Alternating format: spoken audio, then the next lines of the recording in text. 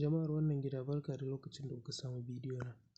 Ga masu yin tapswap akwai tax da aka wuce, ina ga tax na biyu ne wanda kusan ina ga sun nuna in dai za su biya kamar a kansa za su biya. So mutane da yawa na sun wuce shi, wanda haka ɗin kuma ka iya haifar da wani matsala bayan lokacin da za a zo a yi withdrawal. Dai ya buɗe mu je wurin kai tsaye saboda mu san akan me muke magana. Misali in ka shiga tax ɗinka, a tax na biyu akwai connect wallet, wannan kenan. In ka shiga kansa akwai wanda sun yi connecting sun ci tax ɗin, suna ganin kawai sun ci tax ne, amma idan ka karanta abin da tax ɗin ya ƙunsa an ce log into tapswap with your Solana wallet. All project and partner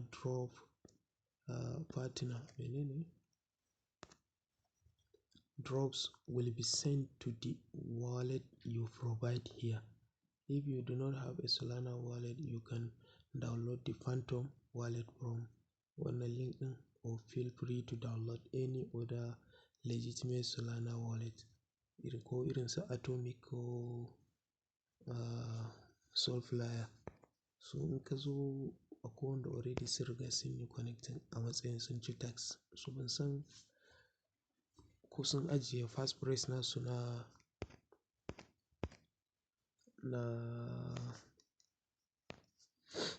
wallet ɗin da suka sa. Maybe sun downloading Phantom ɗin sun sa amma ba su ajiye fast price ba. So abin da nake so in yi magana akai kenan, saboda ajiye fast price ɗin yana da matuƙar muhimmanci. So already ni gashi na riga na yi connecting na. In ka zo misali ko ka riga ka ɗora wani wallet da baka san wanne bane, so in ka zo za ka iya yin changing, sai ka ce disconnect, sai ka ce connect, sai ka dawo ka ga ganan Phantom, sai ka zaɓi Phantom. Bayan Phantom ya hau kuma sai ka sake zuwa ka yi sending address. So address ɗin zai tafi wurin su, kuma sun tashi ina ga a ciki ne ake sa ran za su tura abubuwan mutum.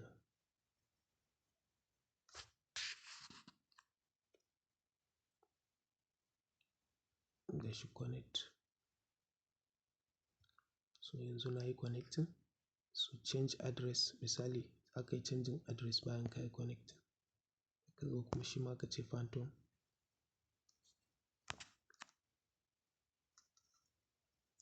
Ka approve. So address ɗinka ya canza. In ka riga ka ɗora wani wallet kenan, sai kawai ka koma cikin back to mine ɗinka ka je ka yi mining.